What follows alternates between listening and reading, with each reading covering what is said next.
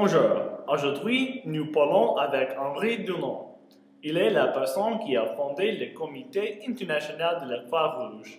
Il a aussi gagné le prix Nobel de la paix en 1900. Bonjour, Monsieur Dunant. Bonjour. Comment allez-vous? Bien, et vous? Bien, merci. Donc, parlez-moi de vous, de votre travail et de votre vie. Alors, je suis née à Genève, en Suisse. Mon père était Jean-Jacques Dunant et ma mère était Antoinette Dunant-Colladon. Qu'est-ce que vos parents faisaient? Mon père était un homme d'affaires et ma mère travaillait avec les pauvres et les malades. Est-ce que votre famille était religieuse? Oui, nous étions calvinistes. Est-ce qu'il y avait beaucoup de personnes qui étaient calvinistes à Genève? Oui, c'était la principale religion à Genève. S'il vous plaît, parlez-moi de votre enfance. Je suis née le 8 mai 1828. Depuis que j'étais jeune, mes parents voulaient que j'aide les autres dans notre communauté. Qu'est-ce que vous faisiez pour aider les autres?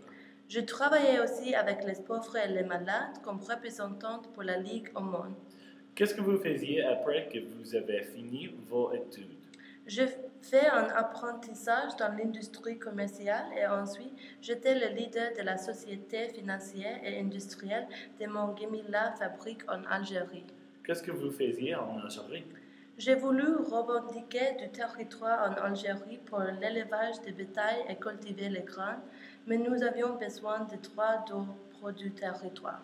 Qu'est-ce que vous avez fait alors?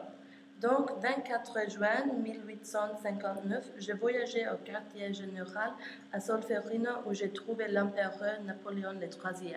Est-ce qu'il a accordé les droits de l'homme? Non, parce que Napoléon était occupé à la guerre. Après tout, j'ai resté à Solferino à cause de la guerre. Je restais là pour aider ceux qui aidaient les soldats blessés. Qu'est-ce que vous faisiez pour les aider? J'ai organisé la nourriture et pour les docteurs. J'ai fondé l'hôpital de la ville de Castiglione del Stiviere dans Chiesa Maggiore, qui est la plus grande église du lieu.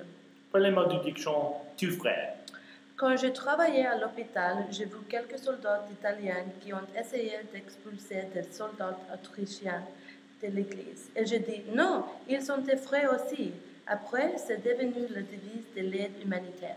Est-ce que cette expérience vous a touché beaucoup? Oui. Comment? 3 ans plus tard, en 1862, j'ai publié un livre intitulé En souvenir de Solferino. Le livre était sur la victoire de Napoléon, la guerre, la suite de la guerre et un plan pour que les nations du monde forment une association pour les victimes de guerre. Est-ce que le plan a eu du succès? Oui, 22 août 1864, 12 nations ont signé la Convention de Genève. Cet accord a permis la neutralité des docteurs et des infirmiers. Il a créé aussi l'emblème de la Croix-Rouge. Guillaume-Henri Dufeu en est devenu le premier président, avec Gustave Monnier comme vice-présidente et moi comme secrétaire du comité.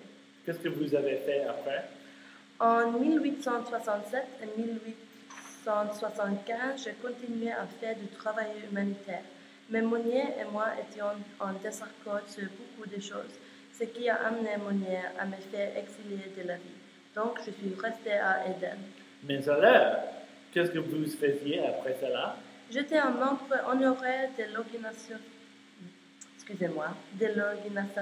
de la Croix-Rouge en Autriche, aux Pays-Bas, en Suède, en Prusse et en Espagne. Et certains membres de ma famille lointaine m'aidaient en envoyant de l'argent. Alors, c'est tout le temps que nous avons ajouté. Merci, M. Dunant, de nous parler avec nous aujourd'hui. De rien.